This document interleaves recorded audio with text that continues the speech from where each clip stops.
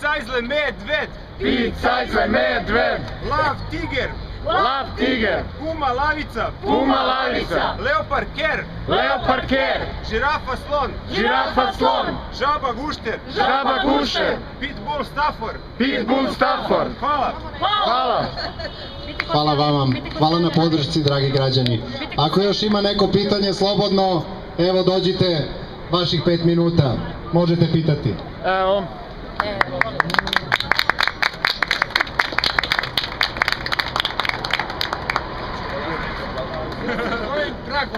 Ja se zovem Dragomir. Rođen sam 7. januara. Rođen sam 7. januara. Pri kraju života. Pri kraju života. Srbija je brod Titanik na suvom. Srbija je brod Titanik na suvom. Nas ima 7-8 miliona Srba. Nas ima 7-8 miliona Srba. To je jedno kinesko selo. To je jedno kinesko selo. Oni hoćedu to kinesko selo da ide u NATO. Oni hoće da to kinesko selo da ide u NATO. Protiv koga da ratuju? Protiv koga da ratuju? Žao mi je što ovaj narod jedinstveni koji ima krsnu slavu.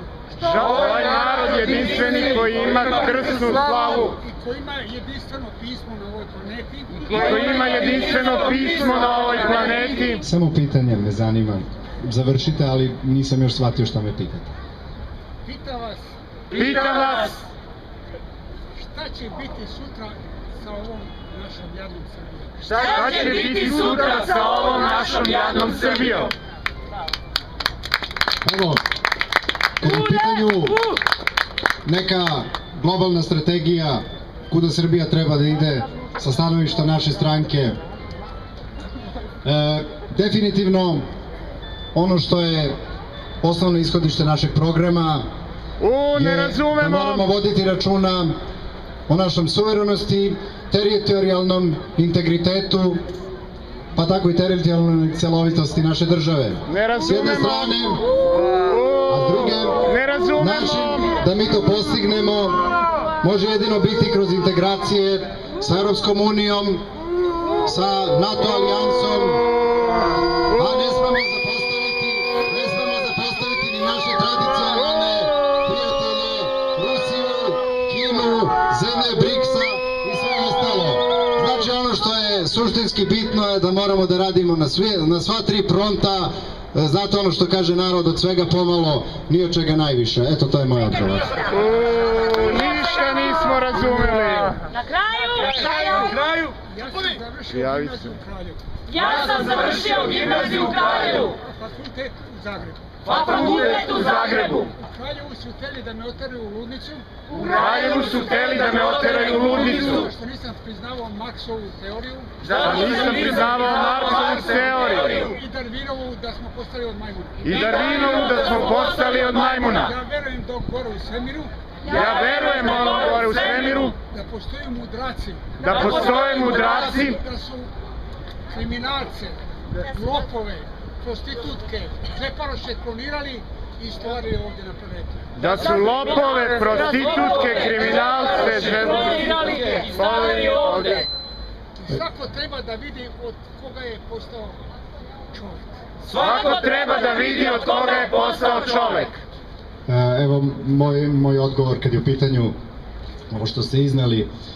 Po pitanju, dakle, religijske raznolikosti i demokratske tolerancije, mi moramo biti otvoreni prema svim ljudima, imati jednake kriterijume, znači ne može tu da se tipiziraju ljudi, ovi su lopovi, ovi su dobri, oni su u principu svi jednaki. Ako počnemo sa nekim tipizacijama, mi ćemo doći u situaciju da izađemo van nivoa neke demokratske političke korektnosti. Ja mislim da takva vrsta tipizacija nikom ne odgovara.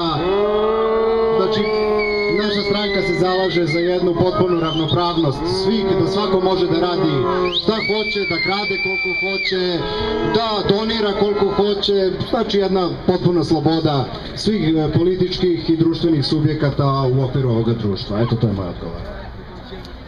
Hvala takođe, dobrodošli. Hvala, bravo. kandidat sa sveta. Sve u redu. Celu Svaka planet. čast. Ostanite, ostanite. Sedite ovde. Ne, nije moj. Aha, nije moj, nisam čekao.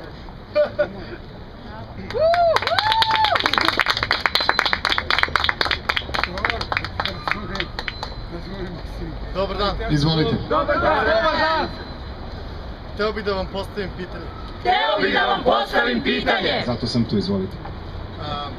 Zašto Zašto na Karaburmi na Karaburmi postoje laboratorije droge postoje laboratorije droge na kojima zarađuju na kojima inspektori na kojima zarađuju inspektori i vi političari, i vi političari, a sve mlađi ljudi a sve mlađi ljudi pronalaze prečicu do do zemlje svojih snova zemlje svojih snova u drogama. u drogama. I zašto I zašto se te pare ne ulažu u stanove? u stanove? To je samo primjer. Na primer. Na primjer. Pa evo, to je zanimljivo pitanje kada ste rekli zašto se te pare ne ulažu u stanove. Naša stranka baš smatra da sve pare koje dolaze od šverca droge i tako dalje, koje se tu štiču tim pranjem i tom korupcijom i tako dalje, to treba uložiti zapravo u zdravstvo. Jer zdravstveni radnici su ti koji leče te ljude, prema tome moraju od oni nečega da žive i na taj način mi dolazimo u situaciju da se solidarišemo jedni sa drugima u društvu. Znači, ako imaju oni koji su narkomanski zavisnici, koliko god to je tužno i tako dalje, i neko na njima zarađuje, onda prosto neko mora da zaradi od toga što će ih lečiti. A to su naši građani, sugrađani koji se bave u zdravstvu i tako dalje. Tako da naša ideja je da te pare preusmerimo, znači u zdravstvene fondove, tako da te pare više neće završavati na nekim privatnim računima, nego će imati neku svoju humanu i solidarnu, ako da kažem, konotaciju. Eto, to je moj odgovor. Imam još jedno pitanje. Još jedno pitanje. Zašto fakulteti ne odvajaju svoja sredstva za školovanje onih koji su prirodni talenti za te nauke koje ti fakulteti predstavljaju? Na primer,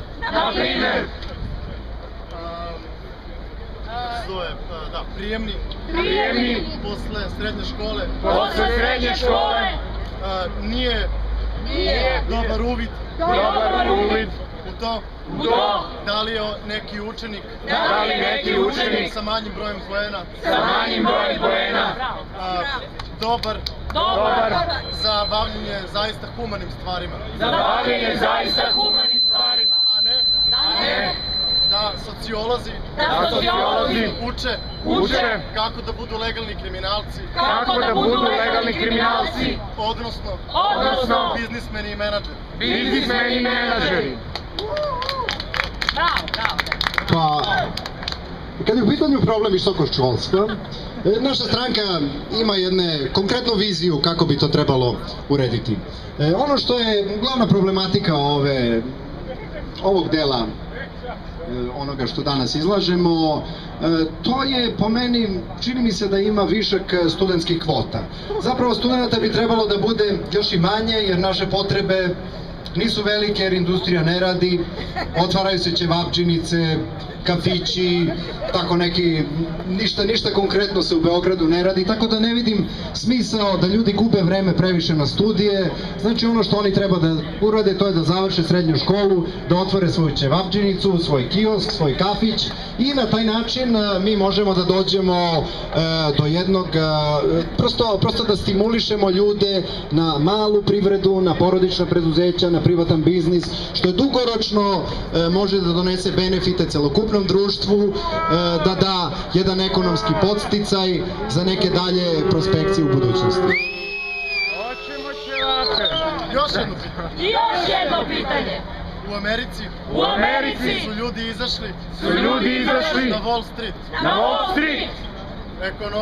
Ekonomija Amerike je daleko razvijenija od ekonomije Srbije. I zašto I zašto ste vi i dalje glupi ste vi i dalje glupi da da pravite istu priču pravite istu priču ovde kad ćemo ponoviti istu grešku kad ćemo ponoviti istu grešku kao taj zapad kome se klanjamo a pričate o novoj zori Srbije. Pa naš politički program kada je u pitanju ekonomski prosperitet ovog društva, on je vrlo konkretan i zasnovan je u našem razvojnom planu u 22 tačke koje možete pogledati na našem sajtu stranačkom. Kad je u pitanju, dakle, politika Sjedinjenih država i onoga što mi ovde implementiramo, mi se trudimo da prosto po ugledu na neke malo starije zemlje koje imaju stariju tradiciju demokratskog organizovanja i izgrađenje finansijske institucije, mi polazimo od toga da treba srediti primere onih koji imaju neku dužu tradiciju svega toga. Naravno, to ne podrazumeva da mi radimo ono što se do sad radilo, znači onaj copy-paste i tako dalje, znači mi to moramo da implementiramo u naš jedan tradicionalan srpski pristup, zdravorazumski, ono što bi rekao seljak ili ne znam ni ja, koliko para toliko muzike, ili što bi se reklo, ne mogu ja da radim toliko malo koliko oni mene mogu da plate. Pa mislim da je tu negde na nekoj središnici između ova dva principa neki kurs koji bi Srbija trebalo u nekom finansijskom smislu da krene. Eto, to je moj odgovor. Hvala. Hvala. Ali ima još pitanja? Slobodno. Građani. Ajde. Evo. Ajde. Izvolite. Nadam se da vam se dopada ovaj skup, znači sve je transparentno, sve je javno, znači ono bez ikakvog ustezanja, slobodno pitajte. Dobar dan. Dobar dan. Takođe. Zanima me da li u programu vaše stranke Zanima me da li u programu vaše stranke Postoji. zakon koji će će na televiziju donese kvalitetniji program umjesto ovog šunda i kiča Koji svakodnevno bombarduje naš mozak. minimalno obrazovnih emisija, a maksimalno reality show-a. Nisam, ako sam dobro shvatio, vi hoćete više obrazovnih emisija, manje reality show-a. tako je.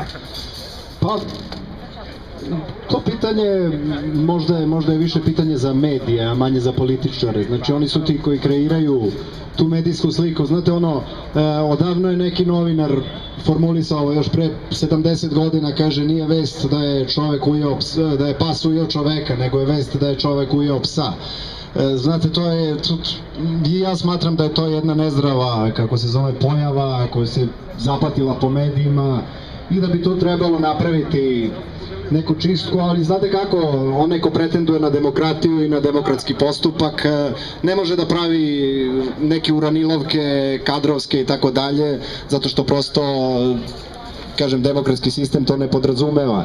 Znači, ono kako ja vidim rešenje problema je da mediji moraju iznutra da se transformišu, da pišu slobodno, znači da ne ispadne oko što se danas dešava, moje neko prosto obzervacije u zadnjih nekoliko godina, da mediji više, pre 10-12 godina mediji su bili pod cenzurom, a sada su mediji pod autocenzurom, tako da je to njihov izbor. A sad kako ćemo to da promenimo, to moramo da uradimo kroz jednu solidarnost vas glasača i nas političara, da zajednički utičemo da se stvari promene. pravi politički odgovor. Oprostite, samo malo pauze. Minut jedan.